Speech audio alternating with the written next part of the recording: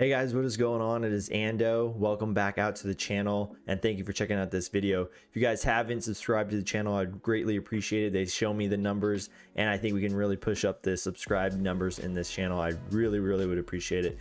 Also, leaving a like and commenting definitely helps as well. In this video, guys, we're going to talk about relics and how important they are to the game, and that's not really anything super new, but due to the new GAC system.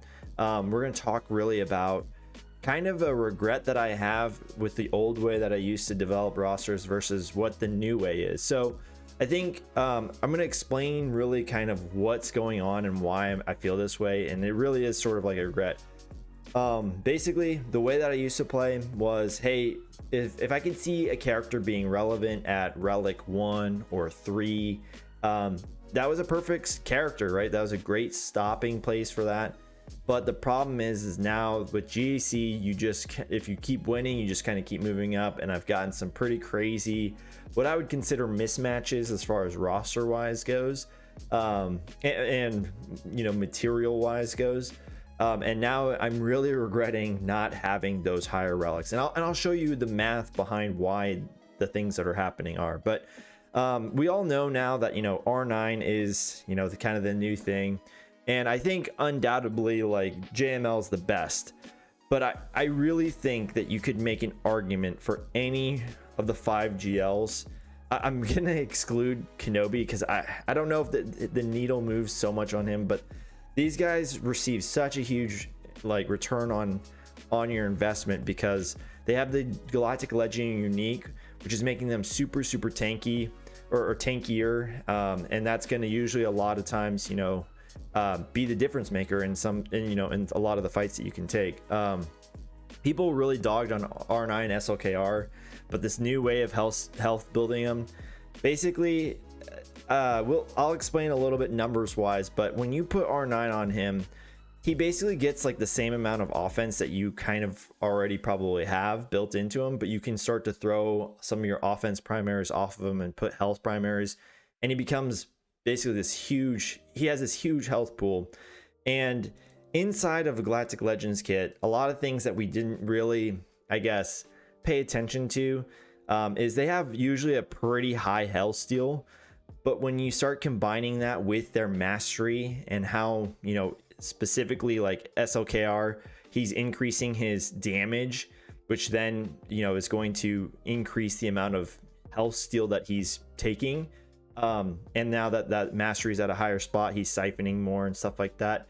It is a extremely beneficial thing for you to do. So I'm gonna just quickly go over to this. This was a match that I just had not too long ago, and again, I would have never had this match before. I'm not trying to shame, you know, him or boast myself up. This is just in the old style match. This guy was, I think, almost 5 million GP, 10.5 million GP. And I mean, his mods match for that level of play. His relic levels match for that level of play. But whenever I have to go against him, right, this is a huge difference maker. And again, we're going to talk about why this side is so important when we look at these reports. It's way more important. Like I have them all in the tier 1 to 3 and even the tier 5s, but that's because he's pushed so many of his characters up higher, and we'll talk about the math in that for a little bit. And mods obviously are one of those things, but this isn't a mod video, but those mods are helping push characters to survive longer, to hit harder, and to just be all around a huge pain, right? Because my relic 1s and 5s aren't doing what they usually do against another relic 5 or relic even 7, right? When you have a whole team that's filled with relic 8s, it takes me a little bit longer to kill a team, and maybe it messes up my counter. So I'm gonna bring us over to this. So I know this is probably hard to see, so I'll zoom in a little bit. Here we go.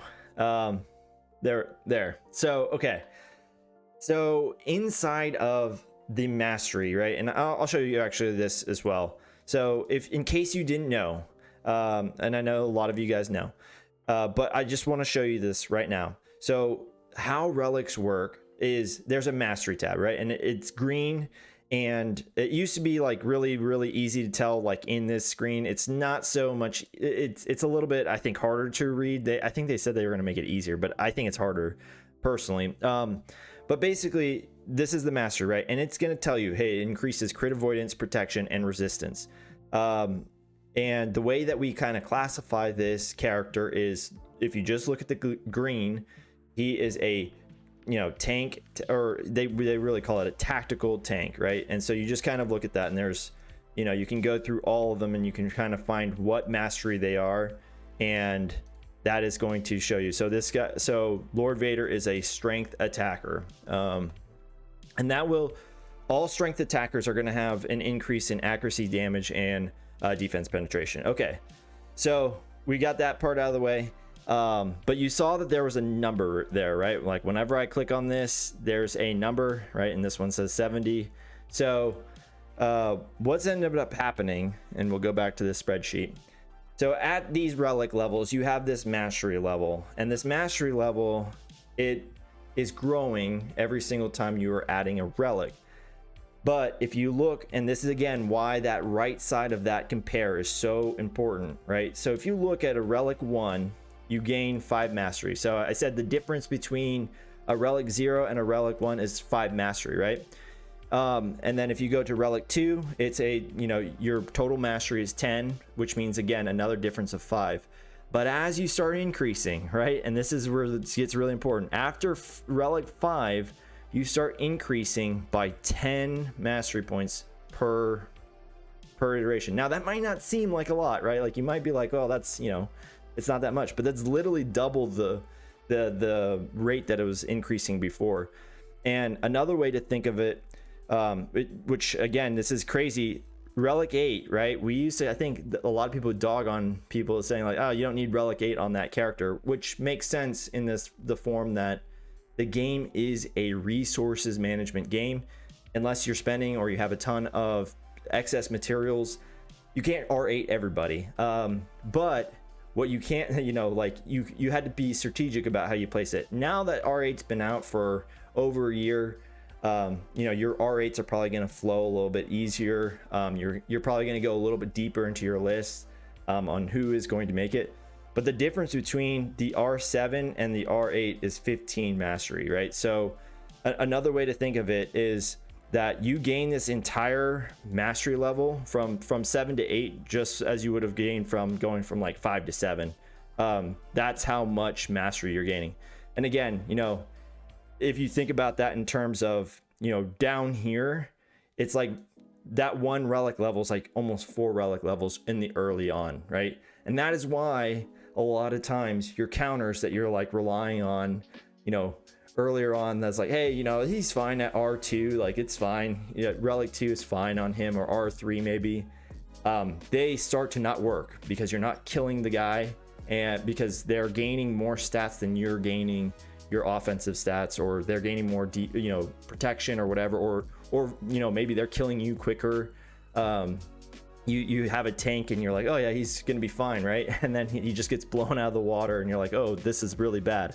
So I just wanted to quickly talk about that, and why the old way of kind of shaping a roster is a little bit more obsolete now. And again, remember, it is a resource management game. There's just no way, quite frankly, that I could ever get to this level, just because at this point, even I think the best TW guilds have like 6 or 7, I want to say, of these for free, which means that, you know, bought a few of them, and so I could never get to this level for R9s at this point. But that's why you're seeing these accounts go so heavy into the tier 7s and 8s, because there's such a big mastery gap between what is happening here at tiers 1 through 3, and even 4 and 5 really, and then what's happening here at 6, 7, 8, 9 even. Now, one thing that I want to kind of speculate on here, if you go back here to relic 9, you might look back and say, well, this is not as good because it's really just only gaining 10. You know, it seems like we're kind of going up, and then all of a sudden with relic 9 we go kind of back down to 10. You would think that it'd be 15, or maybe even, you know, they up the ante a little bit and go to 20, but that is not the case here. And I think the reason why they're doing this is because with every relic level, characters are gaining some sort of, you know, every character gains some damage, some health, or some survivability. And so they specifically made R9 with the intention to making tanks more viable. And I think this is what that was. If we go back and check tanks, you know, I think if I go back to Kenobi, where's this game? So if I go to Kenobi here, through his relic level, I would add a bunch of protection here, right? And it's more protection than normal before. And I think what they're basically doing is they're stopping the attackers from gaining so much mastery for their actual damage output, and they're moving it back down to 10, but they're giving us sort of the difference of what that would have been if it were 15 inside of their own mastery, if that makes sense. So if this was 15, this number would likely be the same, you know, because his mastery is protection, or one of his pieces is protection, and so I think that number would actually be almost the same if this was a 15 point increase in his mastery. But they only made it 10, but still gave us the number as if it was 15. So that way, whenever a guy like, you know, you want to take Jedi Knight Luke up to R9, and we can go to Jedi Knight Luke here, and we look at his, and I haven't done the math on this, but I would think that that's sort of what their mentality was, right? Like that, hey, he'll still gain a little bit of protection, he's still going to gain some health, but the big thing is he's only going to gain 10 points of his offense stat, and it's not going to scale the same as with tanks, who are getting a lot more tankier. They're getting more protection via their relic levels. So I think that's sort of where they were going with it. Could be wrong, but yeah, anyways, I just wanted to make this video quickly because I've seen a lot of kind of I felt it a lot too, but I've seen some people talking about it, and I thought, hey, this would be a really good time to kind of talk about mastery and what's happening. It is also very, very interesting, and I'll just leave this on the last bit because I know a lot of people are wondering, hey, where should I put my R9s, right? And it's a great question. A lot of times the GLs, I think, are hands down the best return on investment. You can argue other pieces, right? Like there's some fantastic ones. I think Fives is a great one. I think Gas is pretty good. I think Bosk is great, but I just don't think that they're going to beat out a lot of the, you know, the GLs. And it's because of the GL unique. It's because a lot of them, their stats are really good. They have usually super high armor. They usually have super high health steal. They usually have, like, you know, all these increased numbers. And then on top of that, and this is just really more of a caveat, like it's just like the cherry on top, I guess. In most of their leaderships, and I think it's actually all of them, they have some sort of mastery increase, right? And this is going to benefit the rest of the team too.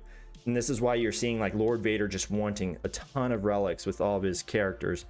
But this stat increase, as this flat number gets bigger, right? So this mastery is what it's taking it off of, right? So it's going to take 40% of this number and just add it into there, and then you would just basically have what 40% of the mastery is, right, on top of that.